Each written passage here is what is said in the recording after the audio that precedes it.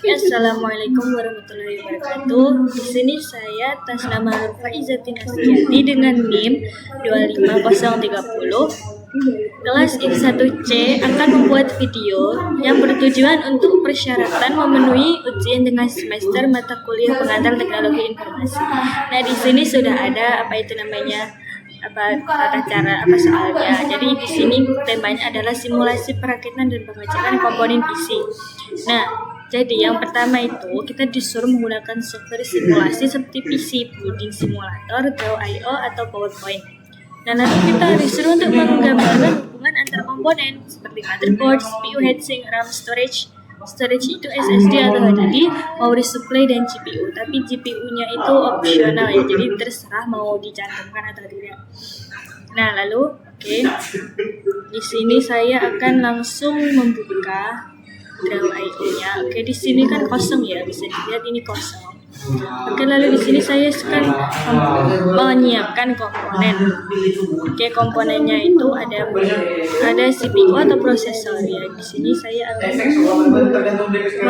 mensimulasikan CPU itu dengan bentuk kotak. Ukurannya kecil ya, teman-teman. Setelah itu pasti Starship itu ada heatsink. Heatsink itu adalah untuk pendingin prosesor. Nah, kita ibaratkan yang mulai ini heatsink. Lalu itu ada RAM. Di sini saya akan membuat RAM itu dengan persegi panjang. Ini RAM-nya. Bisa ditambahkan teks. Kita tambahkan teks dulu. Kita tulis RAM. Lalu kita tambah lagi. Itu mungkin kita tambah heatsink. Bentar ya, heatsink. Terus setelah itu yang ini adalah CPU atau prosesor.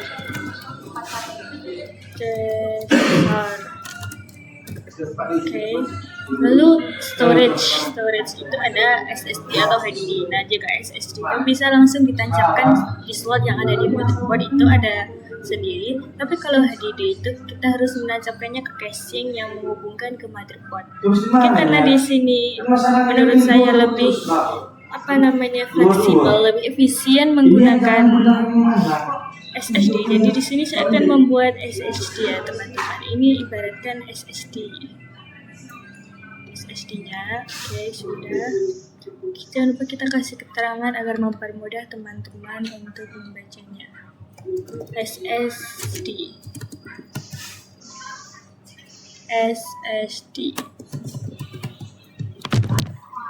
Sudah.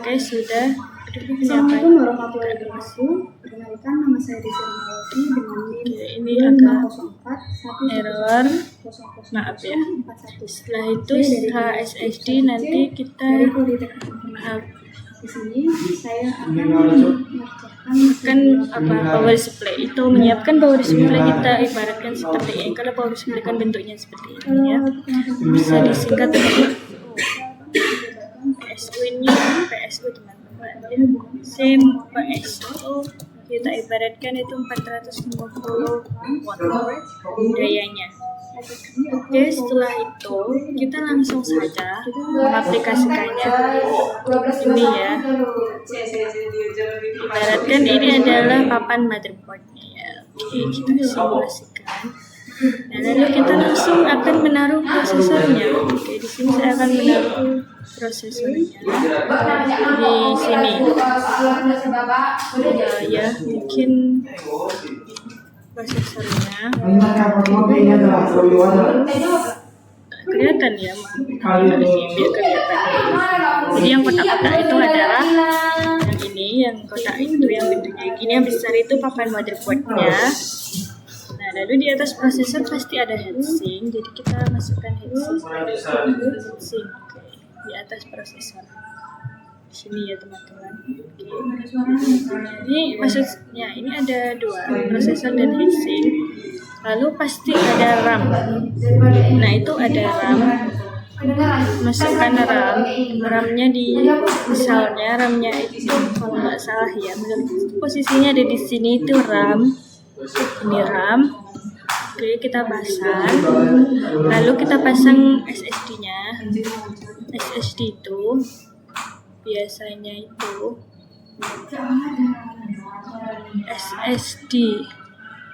SSD itu kita pasang di mungkin di sini ya, SSD ada sebenarnya slotnya tapi saya lupa di mana tempatnya, tapi ya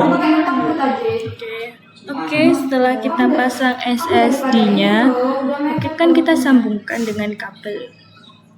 Nah, kita pasang motherboard ini ke casing ya, misalnya di sini motherboardnya sudah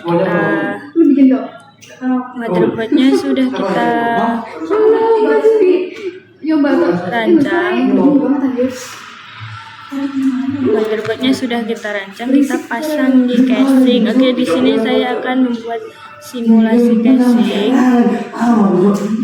Bukan yang ini, bentuknya salah ya teman-teman. Jelasin apa?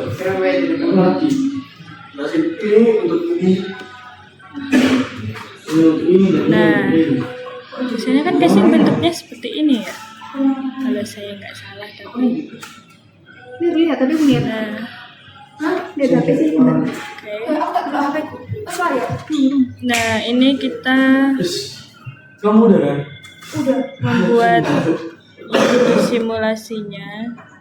Nah, motherboard yang ini tadi kita ibaratkan ya, kita tempel, kita pasang di motherboard ini, di casing maksudnya. Nah, ini casing kan, ini ada motherboard dan komponen-komponennya. Nah, lalu yang PSU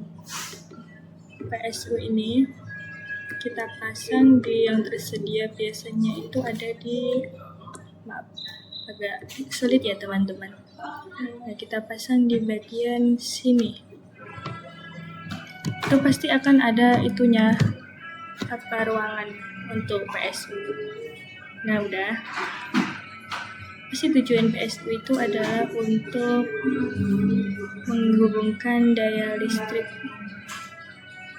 Nah, ya PSU.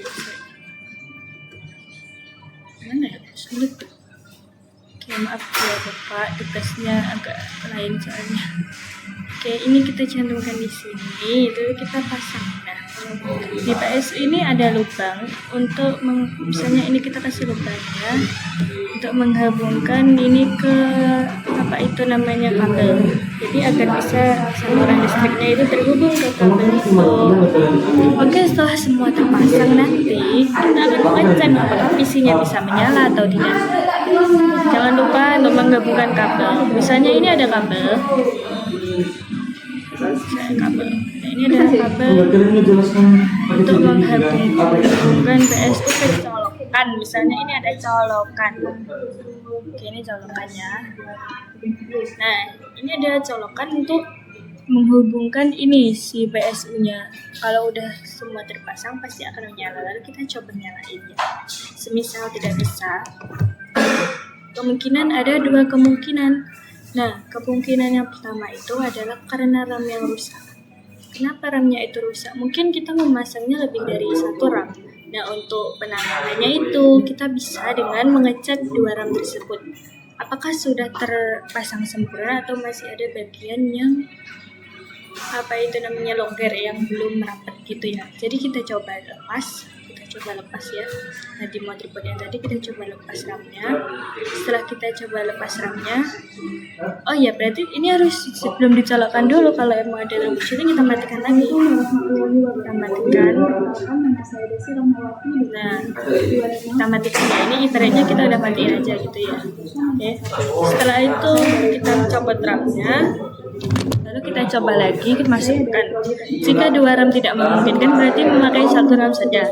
Kita coba memasukkan satu RAM-nya. Satu RAM itu dimasukkan lagi ke motherboard. Lalu kita kunci. Di sini tuh ada kuncinya sebenarnya ya, dua-duanya. Oke. Nah, lalu kita pasang ke motherboard. Setelah terpasang nanti kita cek motherboardnya, kita tutup casingnya, lalu kita coba nyalain. Nah, jika dinyalain itu tetap tidak bisa kita bongkar lagi motherboardnya. Kita lihat apa sih yang membuat itu tidak bisa, kita teliti satu-satu. Apakah mungkin SSD-nya yang mungkin sudah tidak layak digunakan, atau baterainya. Kan di dalam motherboard ini ada baterainya itu berbentuk bulat kecil, namanya itu baterai CMOS. Mungkin baterainya itu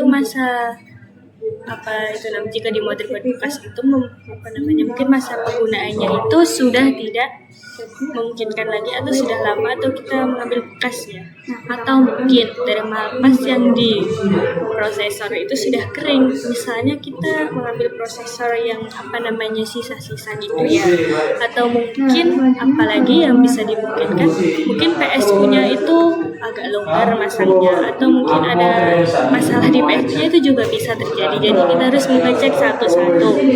Nah, kita mengeceknya itu dengan apa? Kalau PSU kita lihat, kita colokkan dulu apakah tadi menyala sempurna atau tidak ada suara-suara. Nah, biasanya kalau ada suara-suara itu pasti berasalnya itu dari kipas, entah itu kipasnya power supply atau kipasnya prosesor, yang mungkin mereka sudah terlalu panas untuk atau mungkin kotor, atau mungkin ada baut yang belum terpasang sempurna, itu bisa jadi tidak menyala.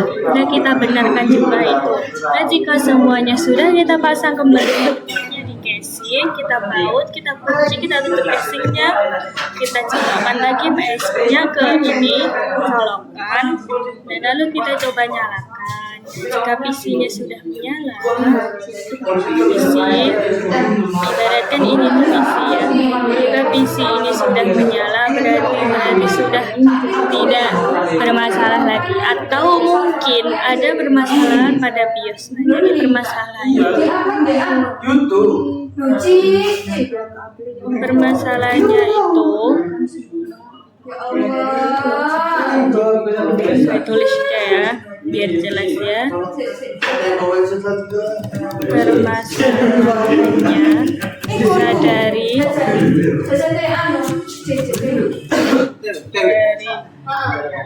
thermal paste yang ada di prosesor, mungkin bisa dari kipasnya yang bautnya tidak rapat, RAM yang mungkin longgar,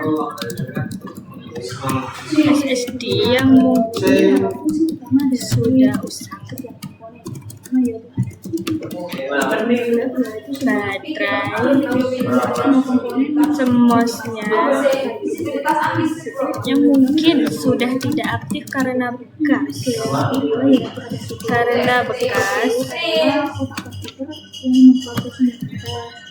apalagi. Nah, atau mungkin dari BIOS-nya itu juga bisa menjadi penyebabnya. Nah, ini jadi permasalahannya itu ada ini. Oke. Itu sudah cukup menyelesaikan UTS hari ini. Mohon maaf jika saya kurang sekali dalam pemahaman ini, karena ya mungkin pemahaman saya masih dasar juga gitu ya. Oke, terima kasih sudah menyaksikan. Bila ada kesalahan kata atau mungkin saya belum mampu menyelesaikan dengan sempurna, saya minta maaf yang sebesar-besarnya, karena kebenaran sesungguhnya hanya milik Allah, tapi kesalahan itu murni dari dalam diri saya. Oke, terima kasih sudah menyaksikan ini. Wassalamualaikum warahmatullahi wabarakatuh.